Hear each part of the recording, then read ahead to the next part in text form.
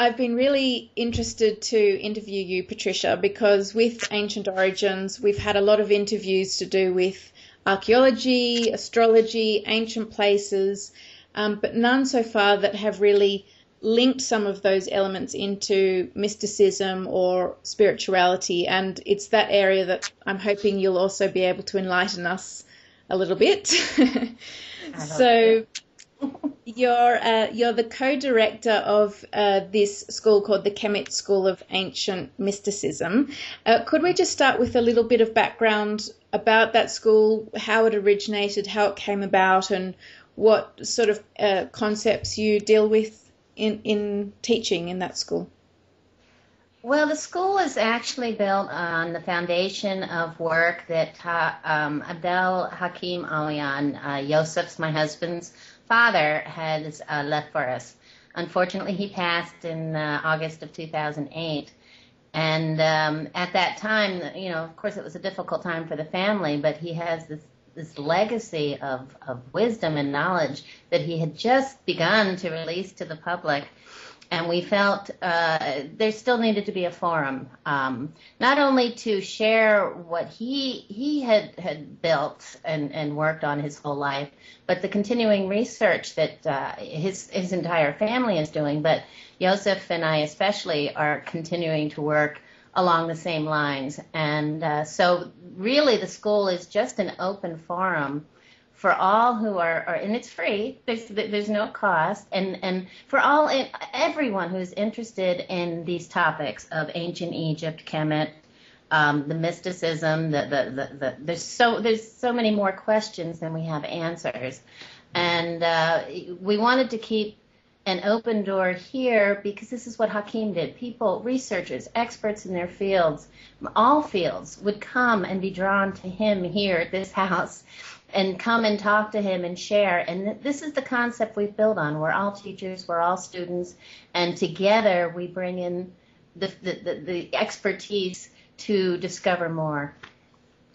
Yeah, great. Sounds really interesting. And the knowledge that you talk about, what kind of knowledge are we talking about here? So is this a knowledge that has passed down through generation and generation over the centuries? Is this knowledge that was, supposedly around many thousands of years ago in ancient Egypt? It's both. It's both. Well, it's information being discovered today, yes, but also the knowledge of the secrets that were kept from the general public have been passed down through the indigenous elders of the tribes of Egypt for thousands of years. And Hakim had access to this not only through his own family or tribe, the Awyan tribe, but also through his friendship with the elders all over Egypt. He was an archaeologist and Egyptologist, but also a well-known spiritual tour guide for more than 55 years. So he was an expert etymologist, which he spoke eight languages fluently, but also he knew all the dialects, the different dialects of the Arabic language here in Egypt.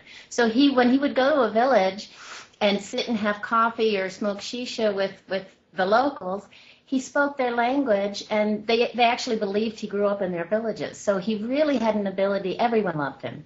And so he through these many years of field research, he learned so much from all the local elders, the indigenous. Wow, it must be just a never-ending fountain of knowledge that you've been able to access there. And I think everyone has a sense that there's something more about Egypt that most of us don't know at the moment. I mean, everyone knows about the pyramids and a lot of these great structures, and we hear about in our history books that, all these millions of slaves dragged the big stones across the desert plains and built all of this for, a tomb. And everyone sort of, looks at that explanation and thinks, really? Is that it? There has to be more to it. And there is that feeling that there's so much more behind all of this. Absolutely. In fact, Hakim would say that the most difficult thing he had to do is unlearn everything he had learned at university and look at everything again with new eyes, from a higher perspective, because Egyptology, archaeology, academics do not actually address the things we see with our own eyes in plain sight. There is no way that the story they give us is possible if we really look at it from a technical standpoint. And this is what we do. We go out in the field and we're connecting the dots, and we're seeing that there is no way that the pyramids were tombs. And they were not built by ancient aliens or gods and goddesses that walk the earth, but by a humanity that cycles through eternal cycles. And this is what the indigenous worldwide tell us, that civilization and consciousness continually cycles through dark and golden ages. And we're seeing the results of something that was created during a time when humanity had keener sensibilities. And so what sort of abilities did these people have? I mean, some people have said, perhaps they had abilities to actually move the stones through thought or mind or sound. Or do you know much about these ancient people and what kind of senses or abilities that they may have had? Well, when we study the mythologies, the clues, the symbols that they left behind for us, we see that it's a carefully laid map on many multidimensional levels of the nature of our reality. And so we can see that they really understood. If you consider that if we evolve into a higher vibrational reality, it would actually release the limitations of what we experience in this third dimension, and suddenly be able to feel frequency. Instead of having to be, the formulation of the written and oral language, we could actually feel each other in purity of thought. But we'd also have the ability to envision things that our minds can't actually envision. So when you consider, when we look at the network of the pyramids, and actually the layout and the perfection of the sacred geometric patterns and the alignments, the stellar and solar alignments, and how they actually did it, you can see that if we had tried to do this, we would need computers and it would take forever to work out the details of what they were capable of mapping out. And so you think if you have a higher dimensional mind or capability of envisioning, then this happens like this. And we don't need, it's like people ask, well, how did they create these wonderful images way down in these deep, dark tunnels and passages? Well, if they had, they could see, because they weren't limited, again, by what we are limited by.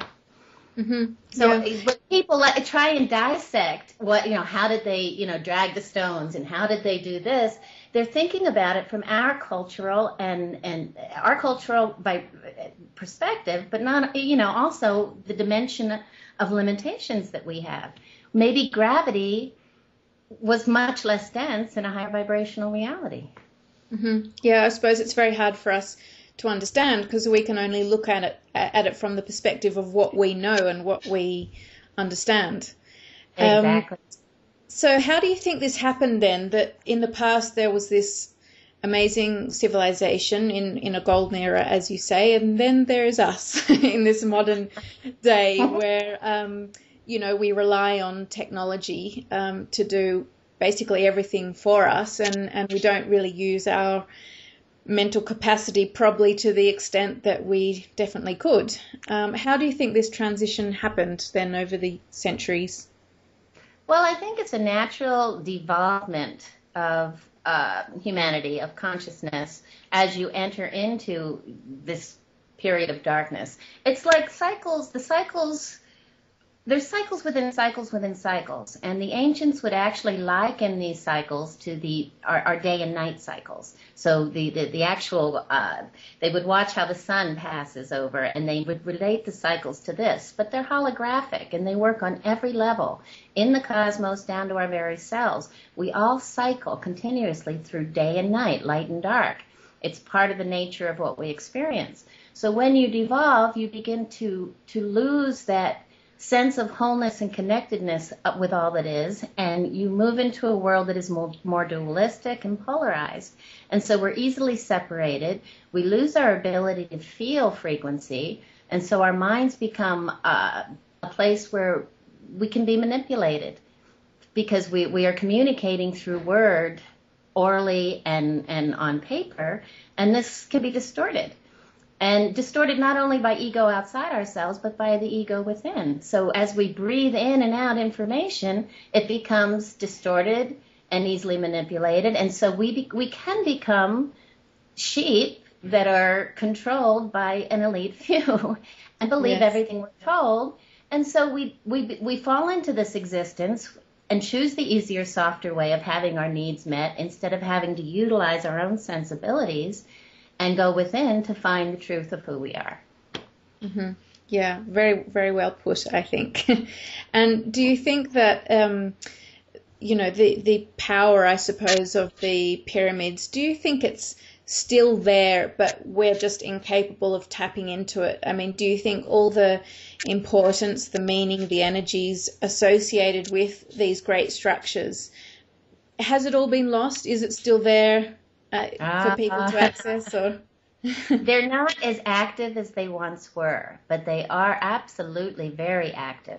When we take groups, when we go by ourselves, there are things that we experience that are just beyond the capability of what we experience the sites themselves were built, as I said, with such an amazing architectural layout of sacred geometry and their choice of the stones to crystallize the different elements that they put into the monuments, the temples, the pyramids.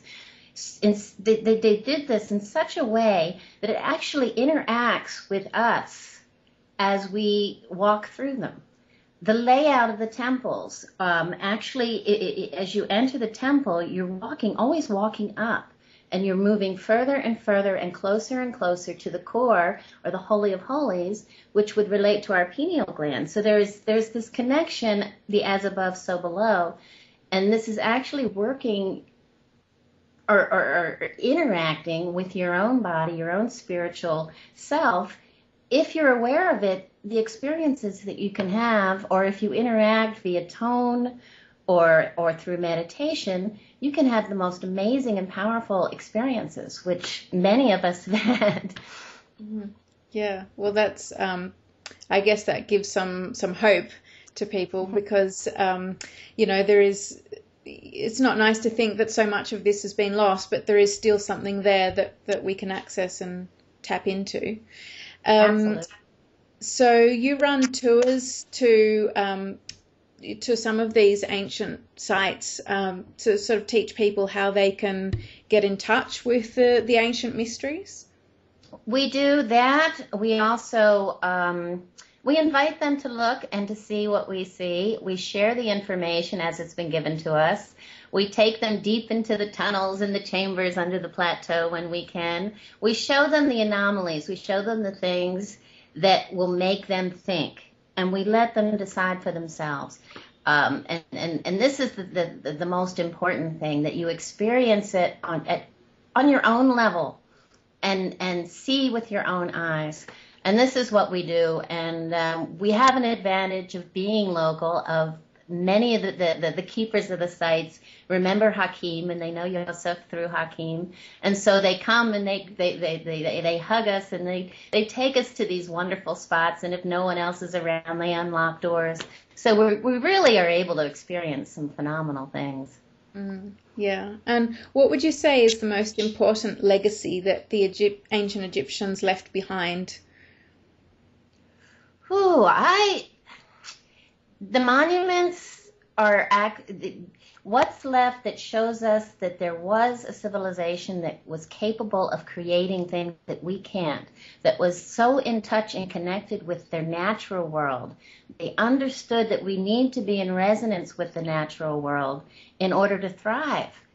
And what we've done, as you know, is created this synthetic world, and we have disease. But in order to get back to this wonderful beauty just the fact, and through their mythologies as well. I say also, we see the artifacts, we see the symbols, we see everything, and it shows us a nature of reality that can take us back to that place where we do have higher sensibilities. It can raise our levels of awareness and our ability to, I think, experience this reality to the best and most amazing. I mean, it's limitless. It just leaves us so many clues, and you can just, I become so passionate about everything I learn, and it takes you a step higher, and my goodness, what if they hadn't left all this for us? Yeah, exactly. That's the question. So do you feel optimistic about where we're going as a humanity? I mean, a lot of people, they look around the world today and they feel very pessimistic. But I suppose there's the question that if we were capable of these great things in the past, will we be capable of them in the future? How do you feel about that? Are you optimistic about humanity's future? Absolutely. I'm a believer that our outer world is a reflection of our inner world. And I think, yes, we are emerging out of the dark cycle. We're already on the way up, and the light is coming up over the horizon, and it's revealing so much darkness and corruption that's been happening. And then we can focus on that, and that becomes our world, or we can focus on the beauty of what the light is revealing to us, the beautiful natural world around us.